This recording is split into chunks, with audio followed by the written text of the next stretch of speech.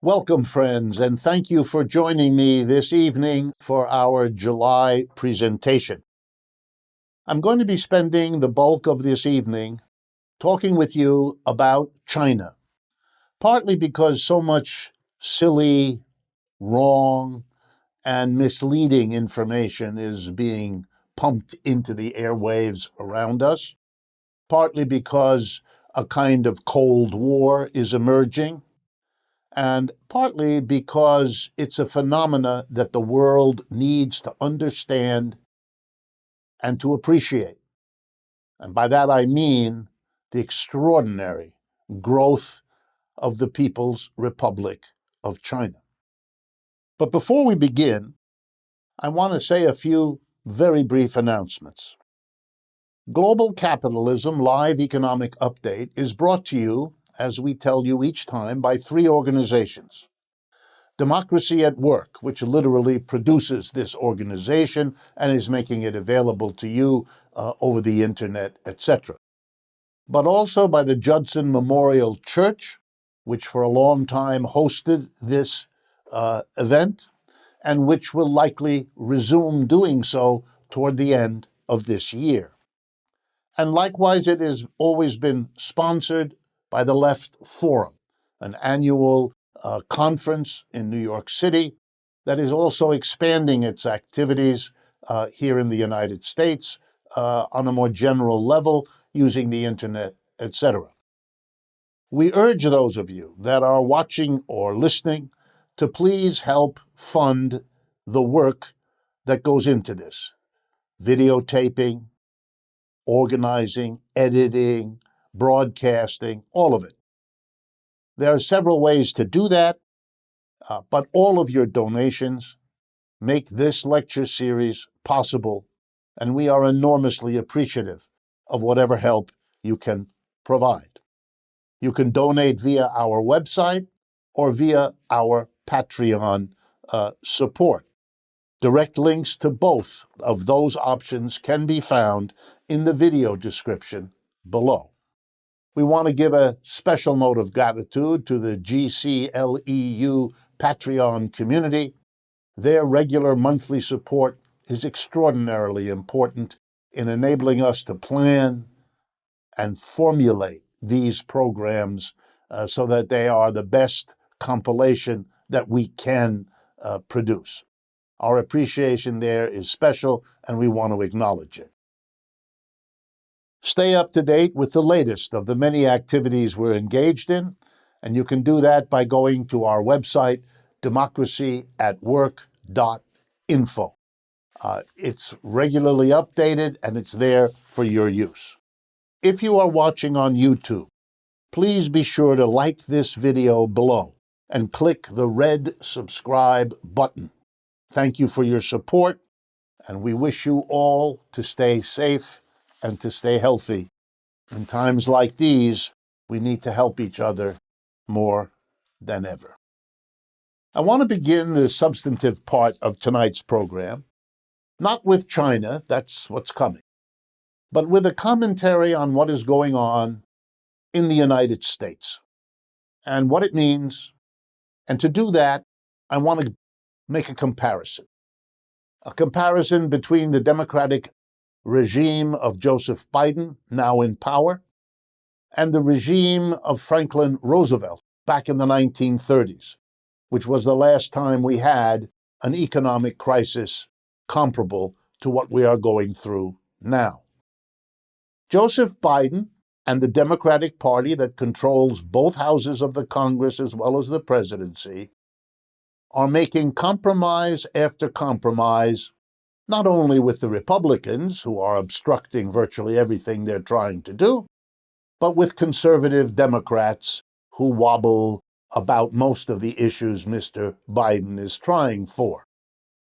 To Mr. Biden's credit, and to the credit of the Democratic Party, they seem to have some understanding that the scope of the problems we have now, particularly the economic problems, are beyond anything that any administration has had to struggle with for many decades.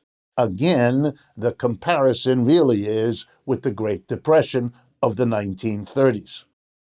But we are even worse off, in a sense, here in the United States, because we have two things happening simultaneously.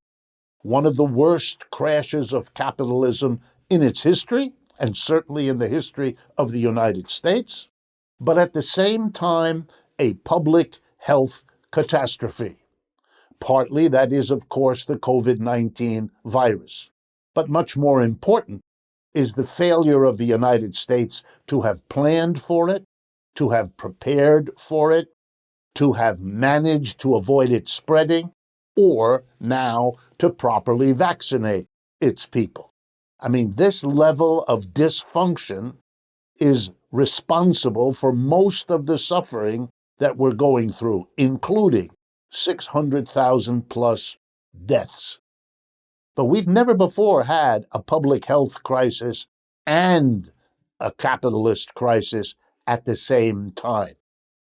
That's why the deficit of the government last year was $3 trillion, and this year is $3 trillion again. These are record amounts of money. The government is desperately holding on to and holding up the private capitalist sector in a way very few of us foresaw. It is literally, and I mean this, a private capitalism on life support, money created by the Federal Reserve, deficits in which the government, by its spending, makes up for the failure, the lack of spending of our people and our businesses, which, left to themselves, would have collapsed this economy already a long time ago. So it is extraordinary, the situation we face, and it's extraordinary, the response of Mr. Biden. But given the blockage of the Republicans and given the blockage of the conservative Democrats, and of course behind both of them is the opposition of the corporate sector and the rich, we're not seeing anything like what we need. We need much more. We need radical interventions. We've had some, but we need much more because the problem we face has no precedent in American history. So what's the problem? Basically, Mr. Biden and the Democratic Party are going it alone. They're struggling in the houses of Congress, in the presidency, using the bully pulpit in the media that those positions give them access to. But it's not enough. They're playing political games with their opponents, the Republicans and the wavering conservative Democrats, and of course, that hobbles them. Now, the same faced Franklin Roosevelt in the 1930s. But he made fundamental structural changes that were much bolder for his time than what Mr. Biden is able to accomplish now. And so I've asked myself, and I'm going to offer to you an answer, I've asked myself the question, what was Mr. Roosevelt able to do that Mr. Biden either cannot or will not do? And here's my answer. First, let's be clear. Mr. Roosevelt made fundamental structural changes to the American economy. Mr. Biden hasn't done that yet, and may never. What do I mean? Roosevelt created the Social Security system. We never had a program like that. We never gave our people a pension program like that, a check every month once you're 65 years of age, in honor of a lifetime of work. We didn't do that before. He did that. And he did it at a time when the government had no money, when millions of people immediately became eligible and had to be funded. It transformed every elderly person's life, and therefore every person's life, because the children of the elderly who would have struggled in a depression to take care of those parents now got some help from the government. changed everybody's life. They passed unemployment compensation at the federal level. We still have Social Security. That was a structural change no one has been able to undo, although many conservatives have tried. Ditto with unemployment compensation. Ditto also with the first minimum wage ever passed in American history. Yep, right in the Depression. And finally, dramatically, a government jobs program. Millions and millions of American unemployed got a job. Not in the private sector, which wouldn't hire them, which couldn't make money by doing so, and so it didn't. But the government didn't have to make money. The government's job under Roosevelt was to help these people. And so roughly 15 million got jobs between 1934 and 1941. Fundamental changes. The inequality in the United States took a nosedive in the early 1930s. We went from a very unequal to a much less unequal. It's taken most of the time since the 1930s to get back to the level of inequality we had before that time. Mr. Roosevelt made big changes. And he taxed corporations and the rich to pay for a lot of it. Wow. Mr. Biden is not making the spending programs that he needs to, that are comparable to what Roosevelt did, adjusted for today's unprecedented crisis. And Mr. Biden is afraid to tax anybody, which is why it's all deficits in the trillions, borrowing, of course, from the rich. Who else lends to the government? He won't tax them. Instead, he borrows from them. And for them, that's very good news indeed. So now let's answer the question. What was going on in the 30s with President Roosevelt that is not going on now, and that is therefore blocking Mr. Biden from doing what he might want to do, certainly what the progressive Democrats would want him to do, and say so? What is it? Here's the answer. Roosevelt had an ally. Roosevelt wasn't just a career Democratic politician. He was that, but not just that. He was working as a president. He was working with the Congress, just like Biden. But Mr. Roosevelt had an ally. Who was the ally? Answer. It was called the New Deal Coalition.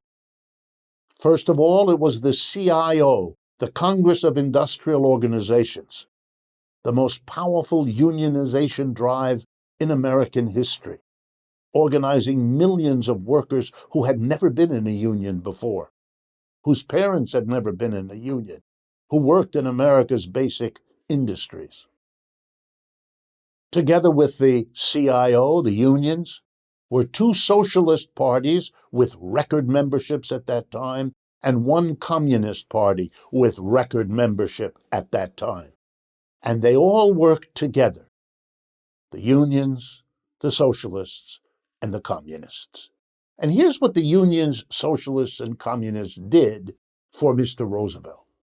They were everywhere, demonstrating in city streets, teaching in the schools, producing magazines and newspaper articles, running classes, handing out leaflets. They were everywhere, across America, West Coast, East Coast, North, South. And they were working hard to change the way people on the ground think by interacting with them, by bringing them another way of looking at what was happening on the radio. There was no TV yet then. What they were reading in the newspapers. They created the consciousness across the United States that gave Mr. Roosevelt the extra power, the extra influence that allowed him to achieve what they did. Mr. Biden has no such ally. The labor movement is very weak now. Socialist parties barely exist. The Communist Party has barely existed for quite a while. What happened? Well, there's an irony here. The Democratic Party, after 1945, seconded the Republican Party in destroying the New Deal coalition. Together, they went on an anti-communist binge we're still living with. Communists were fired from their jobs, deported where possible, imprisoned. Ditto for the socialists. And the labor movement has been shrunken almost in a straight line for the last half-century. So there aren't strong unions, and there aren't socialists, and there aren't communists like there were. There is a small, modest resurgence of socialists, but they're having to start from scratch because they were destroyed. Here's the irony, folks. The Democratic Party is now unable to rise to the challenge of the crisis we face because of its own complicity in destroying the ally that a president needs. Obama could have done much more if he went to the people. He didn't. He destroyed Occupy Wall Street in the tradition of the Democratic Party, destroying what could be the most important ally they could ever have. Let's be clear. If Mr. Biden fails, it'll be because he had no mass ally working everywhere to develop the consciousness that would give him the power to override and overrule the Republican and wavering conservative Democrats. And it will be the fault of his own party that he's in this dilemma. At the very least, we should learn that history to avoid making the mistake again. And do not doubt that if Mr. Biden's economic program fails, the Republicans will run against him and against the Democrats in 2022 and 2024, blaming them for the failure to solve an economic problem that the Republicans are more responsible for than the Democrats. That's the craziness of American politics. Well, now to our main topic for the evening, the challenge of China. Let me begin by putting, again, a historical framework here. China is the largest country by population in the world. The population of China is 4 times that of the United States, maybe a bit more. It was, until relatively recently, one of the poorest countries in the world. It had lost a good bit of its territory to European colonialism that carved out enclaves along the coast, that humiliated the Chinese into all kinds of treaties, that introduced and made money off of opium on a scale that we still have never seen quite the equivalent of. And despite all of that, the Chinese have come roaring back. They are now the number 2 economy in the world after the United States, and I'll have more to say about that. They have accomplished an overcoming of poverty that is a model and will continue to be no matter what else happens. They went from unspeakable poverty to being the second most important economy in the world, producing high levels of technology, able to compete and win with the highest levels of technology in the United States or anywhere else in the world. They moved hundreds of millions of people from the countryside into the city, something that took centuries in the West. They've done in a matter of a few decades. They built those cities for those people to live in because they weren't there before. They've enabled educational and medical institutions to service this spectacular reorganization and relocation of an immense population. They have virtually eradicated their own poverty. It's something which historically stands as a level of achievement that ought to make us all take a deep breath to make sure we don't miss the historic significance. And nothing illustrates it better than the difference between the Chinese management of COVID-19 and that in most other countries, but particularly the advanced so-called countries of Western Europe, North America, and Japan. Let's be clear. A tiny fraction of the people of China have died from COVID. Far, far, far less than have died in the United States, which has 1/4 of the population. The Chinese have tested their people far more extensively. The Chinese provided masks sooner and far more extensively.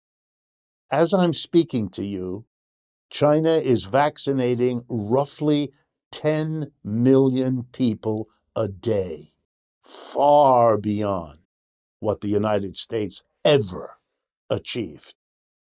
Yes, I'm aware that their vaccines may not be the equivalent of other vaccines. I get that. And there may be other qualifications, but they don't change the basic story. They rose to the challenge of this virus in a way that embarrasses the countries with much more wealth, and that embarrasses countries with much more longer developed medical systems. And that's a sign of economic maturity. So now let's look in some detail how all of this came to be and what the lessons are for us. The Communist Revolution that brought the Communist Party of China to power achieved that goal in 1949. So the second half of the 20th century and the last 20 years, that's the history of the People's Republic of China. The economic development of China across these last roughly 70 years is easily divided into two parts. The first part, depending on how you look, runs roughly from the Revolution, 1949, to around the 1960s into the early 70s. You might, if you're an American, want to divide it between the early period up until 1971, when Henry Kissinger, the Secretary of State in the United States at the time, in the Nixon administration, made his secret trip to Beijing to meet with the Chinese Communist Party leaders. Before that time, the United States had refused to recognize the People's Republic of China. Its policy was to pretend that the tiny number of Chinese who had lost the Civil War to the Communist Party and who escaped to the island of Taiwan with a tiny population, that they were somehow the legitimate government of China, whereas the party that had won the Civil War and that ruled over the vast population of China was somehow not the legitimate. government. This fiction was maintained, let's be clear, from 1949 for the next 25 years before it was finally chucked. And during that time, China was isolated. It was considered by the United States to be some sort of secondary satellite of the Soviet Union at the time. And the Soviet Union was a Communist Party-led government, had an alliance with the People's Republic of China and the Chinese Communist Party. Various efforts were made to recover from the unspeakable poverty and wreckage in China. Remember, the Chinese had been invaded by the Japanese back starting in 1931, had been ravaged by the Japanese military, and then had been drawn into World War II, and then had a communist revolution, and then fought a civil war that the communists won. A poor, poor country ravaged by all of that military activity was in desperate shape. So the early 20 years were used up in efforts to recover, to establish a functioning economy. And all of that with the enmity of the United States. Barely had they gotten their government going in 1949, then we had what we call in this country the Korean War, right next door to China, which borders Korea. And the Chinese had to get involved as the Americans were pushing through Korea, heading towards China. And there were open discussions in the United States about invading China to overthrow its communist government. A threat the Chinese had to take seriously, diverting resources to their military that were desperately needed to recover from the wars and the devastation of the Japanese invasions and so on. But they had to take it seriously because the Chinese knew only too well that in the immediate aftermath of the Russian Revolution in 1917, Britain, France, Japan, and the United States invaded Russia to put down the new regime. And that wasn't that many years ago. So that slowed them. They became a bit desperate. The so-called Great Leap Forward, the so-called commune movements, where they tried to make drastic economic progress with drastic economic changes, some of which were quite successful, many of which were not. And so a great change happened during the 1970s and 80s in China. A new direction was achieved. The United States recognized the People's Republic of China, and the Chinese, in turn, undertook a new way of developing their economy. They would not go it alone. Russia had always gone it alone.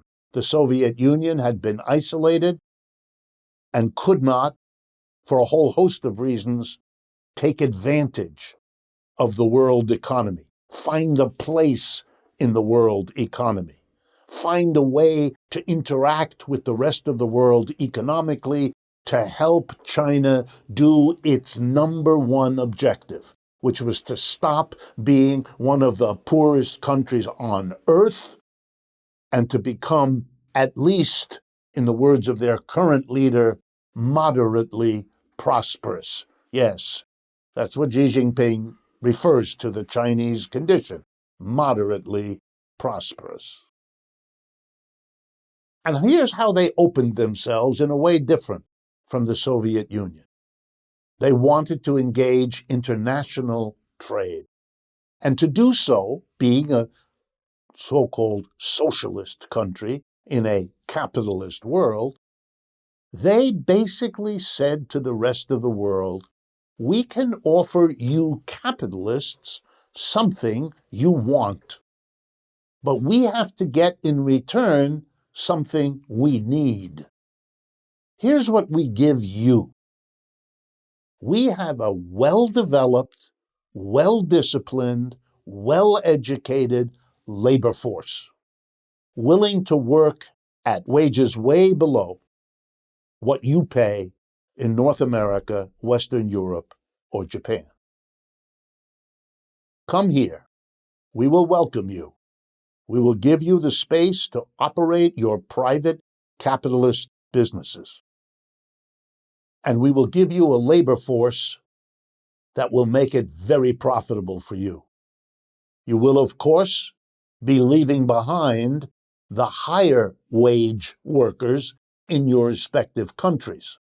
We, of course, cannot force you to do that, but we can offer you the lure of higher profits if you employ lower wage Chinese workers. Corporations in France, Italy, Belgium, Germany, Japan, the United States leapt to the opportunity, especially once diplomatic relations with the United States had been established. And Kissinger and Nixon did that in part to enable and facilitate corporations to become more profitable. That was their ideology, that was their political practice. As the companies came, and as they employed lower wage Chinese workers, and as their profits accordingly went up, all their competitors back home began to realize, wow, you better do the same, or else they're going to outcompete you. They're going to be able to offer these products at lower prices because they pay so much lower wages. And if you don't want to be outcompeted, you better develop your branch, your operation in China as well. And so the movement went from a trickle to a flood. And American enterprises, most of the big corporations, became more and more active in China, as they continue to do right now as I am speaking to you. And as they employed millions and millions of Chinese workers, paying them bigger wages than they had gotten in China before, but still way below what the American worker or the British worker or the Japanese worker got.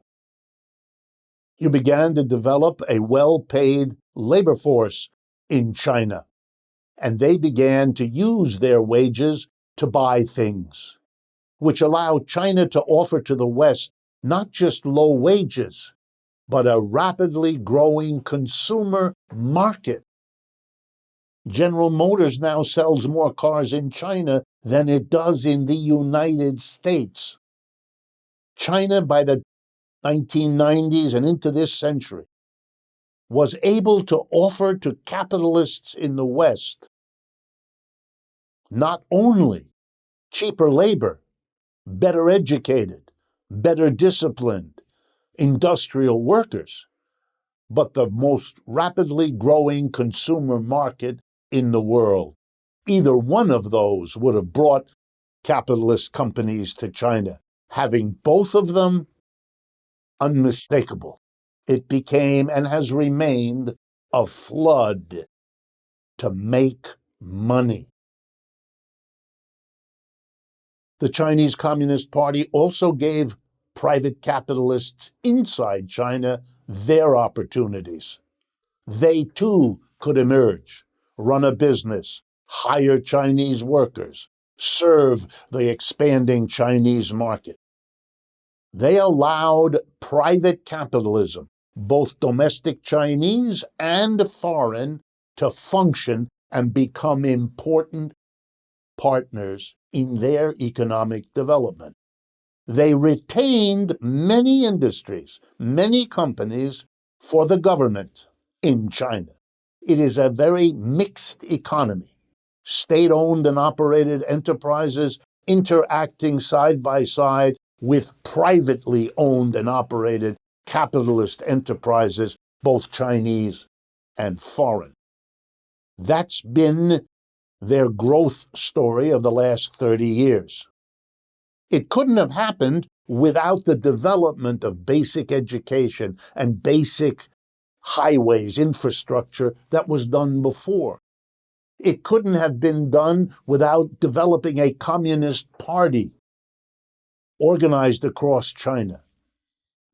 The change in policy that happened after the 1970s was made possible by what happened before the 1970s. Any argument that the Chinese success is somehow peculiarly the responsibility of the capitalist part as opposed to the leadership of the Communist Party or the remaining enormous state-owned and operated enterprise sector, or all that happened before 1971, isn't historical analysis. It is bald ideological junk.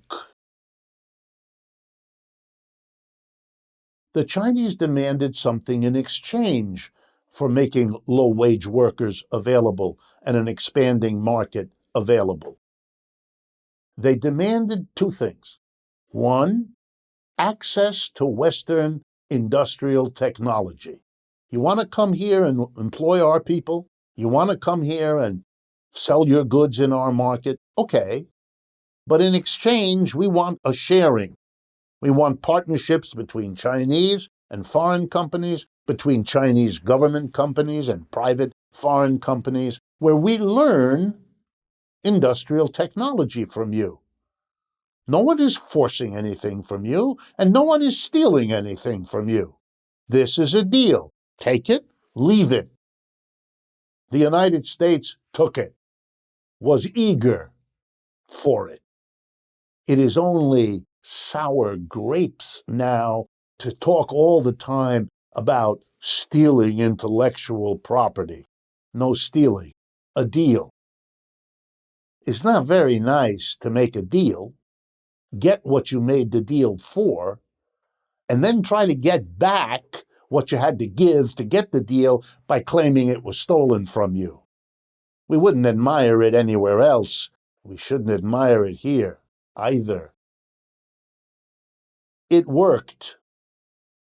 China, over the last 70 years, got no foreign aid from the United States because it was a communist party-led country. They got wars they had to deal with, Korea, Vietnam, very close, very scary. It cost them a lot. But they grew anyway, without foreign aid, relying mostly on themselves because they had lots of disagreements and fights with their former ally, the Soviet Union. And of course, after 1989, there was no Soviet Union to ally with. Remarkable. They've done better crawling their way out of poverty than the vast majority of countries that did get foreign aid. And that's not because those countries didn't use it properly, although most of them didn't. It's also because it came with enormous strings that have kept the third world very much third, right to this present moment. The Chinese went on their own. They had to, and they pulled it off. Here's some statistics. Over the last 25 years, the average rate of growth of output of goods and services, what we call GDP, gross domestic product, has grown in China, on average, 6 to 9%. In the United States, it's grown over the same period, on average, 2 to 3%. There is no comparison. The rate of growth in China is precisely 3 times what it is in the United States. That's why they've caught up. If for 25 years you have that kind of disparity, it's no longer whether, it's just when. And most predictions are that the GDP of China will be larger than that of the United States at the end of this decade we are now in. Over the last 20 years, the real wage of an average Chinese worker, And by real wage, again, we simply mean the amount of money you get in your paycheck every week relative to the prices you have to pay when you spend that money. Because obviously, if your wage goes up 10% and all the prices go up 10%, you're not better off. You can't buy any more now than you could before. So we make that adjustment. The real wage takes into account the degree to which your wage really allows you to buy more stuff, to enjoy a higher standard of living.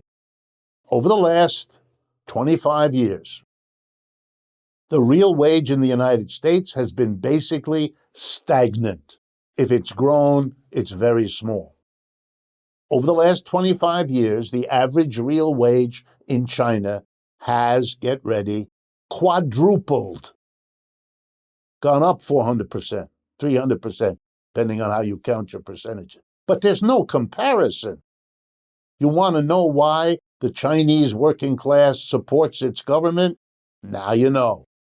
And I'm not being vulgar. It's not only, of course, a matter of your income, but it sure is important. And the Chinese have delivered to their own people an extraordinary situation, especially for a very large country, especially for a very poor country, especially for one that is isolated politically and militarily, as the People's Republic of China has been. Is the China we know of a model? Yeah. That record that I've just summarized makes it a model for the vast majority of countries on the face of this planet. It went from poor to moderately prosperous. It went from backward to being on the cutting edge of modern technology. As we can tell from how they handled COVID, as we can tell from their space explorations that they're now engaged in, and so on. They are a model. They are a society that mixes state-owned and operated enterprises with private capitalist enterprises, all under the leadership, directorship, and pretty tight control of a communist party. And they didn't just last 5 years or 10 years. They've now lasted 70 years with no end in sight. Do they have their problems? Of course they do. Do they have the issues where they can be criticized? Absolutely. And they should be. But that's not the issue for tonight. We get plenty of information about Hong Kong, or the Uyghur minority, or fill in the blank. That's because of the Cold War, because of the fact that having made a ton of money in China, the political leadership of the United States finds it convenient to have a scapegoat, because United States capitalism is in deep doo-doo, and has been ever since the debt explosion of 2008 and 9. It needs somebody to blame. Mr. Trump focused this on the poverty-stricken immigrants from Central and South America. A lot of courage there. And then he discovered China after he had savaged Mexico and Canada and everybody else the United States trades with. China became the target. Mr. Biden can't decide between Russia and China which one he would make his scapegoat. Maybe there should be a division of labor. The Democrats can focus on Russia and the Republicans on China. But then again, Mr. Biden, I think, is torn and may end up blaming China for whatever it is they can think of, anything other than the problems of American capitalism. What is China? Capitalist or socialist? China calls itself socialist. It always has. Russia always called itself socialists. Let's remember, USSR stands for Union of Soviet socialist republics. Only in the West are these countries referred to as communist countries. They never refer to themselves that way. They have communist parties, but they don't call themselves communist. Why not? Because for them, communism is at best a long in the future goal, something they are moving toward, they hope. But the reality they have now isn't that. It is socialism. And in China, it's called socialism with Chinese characteristics. And there, what they're referring to is this mixture, this complicated mixture of state-owned and operated enterprises together with privately owned and operated. And let's be clear, the state sector is still a very large part of the Chinese economy, much larger than what you would have even in European countries that call themselves socialist or social democratic. So yes, socialism with Chinese characteristics is a precise and clear name for what they think they are. And by their definition, if you mean by socialism a very large influence of the government, then they deserve the title because that's what the words mean. But I would like to introduce another thought, not as a criticism and not as a disagreement, just another way to look at it. You can look at the difference between socialism and capitalism, not so much by focusing on the role of the government. Is it large? Is it very invasive? Is it not? Is it laissez-faire, backing away? You don't have to do it that way. There's another way. You can think about capitalism and socialism as different ways of organizing the workplace, the enterprise, the factory, the office, the store.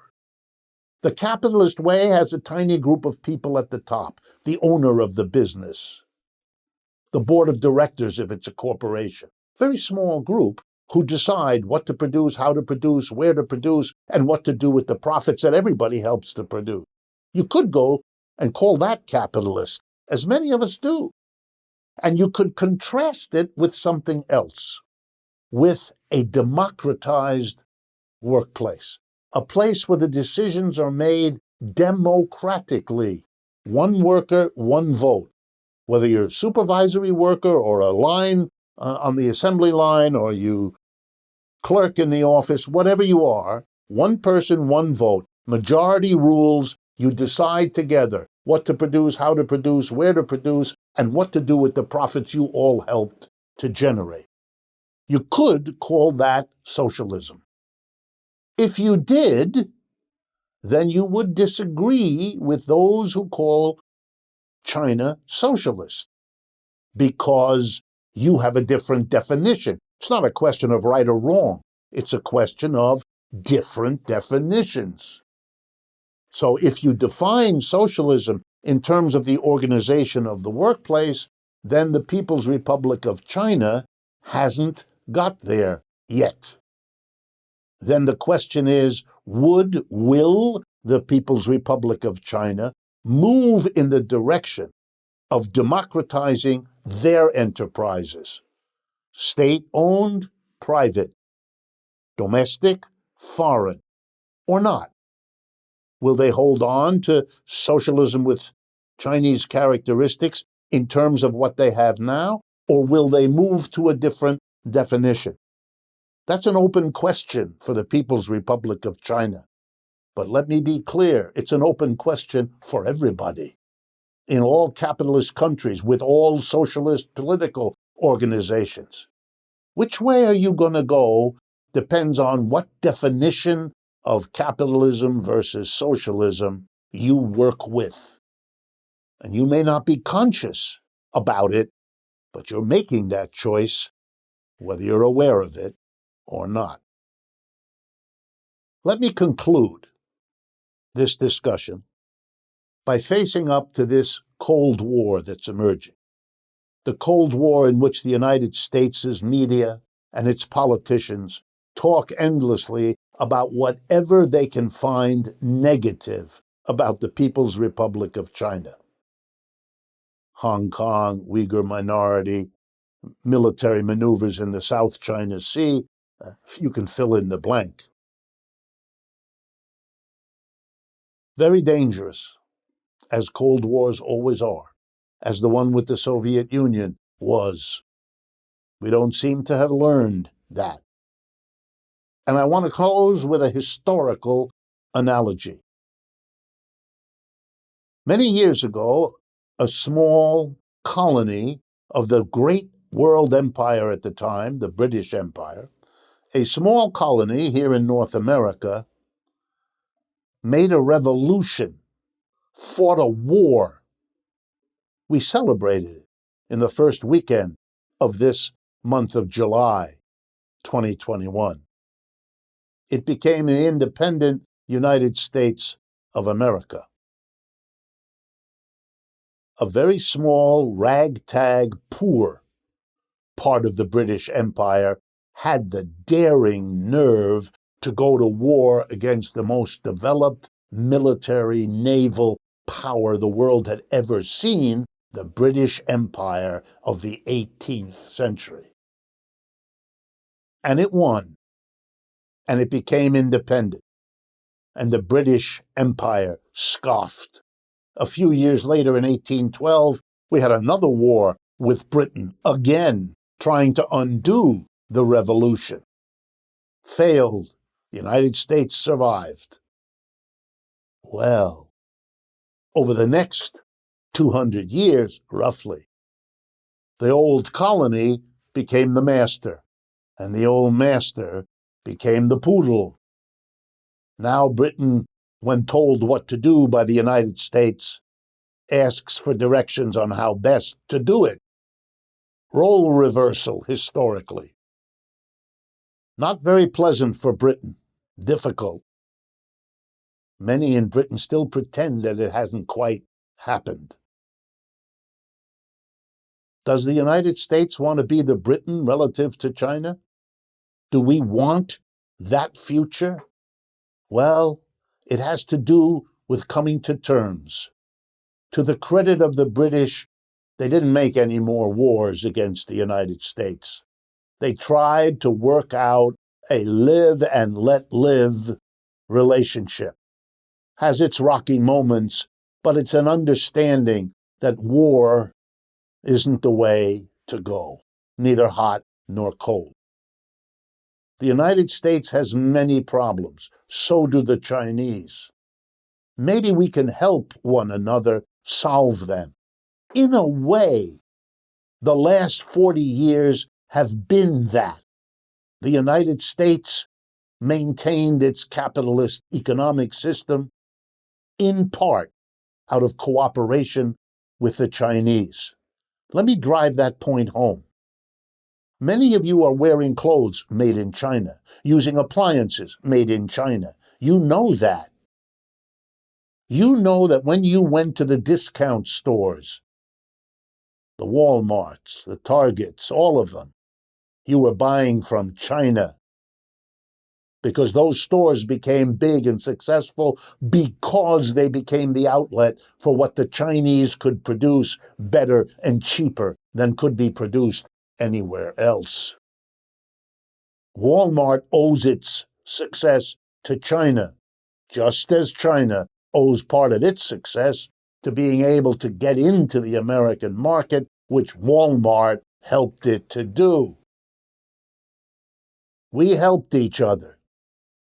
And that was good for the United States and good for China. It is my hope that we do not let petty political calculations of scapegoat artists like Mr. Trump and like Mr. Biden sometimes threatens to become undo a cooperative mechanism. That's what we can hope for. And that's one of the reasons it was important to present this discussion of the People's Republic of China and the challenge that it represents and presents to the world today. Thank you, as always, for your attention and for your support. And 2 months from now, we will do the next GCLEU, Global Capitalism Live Economic Update. For Democracy at Work, this is Richard Wolff.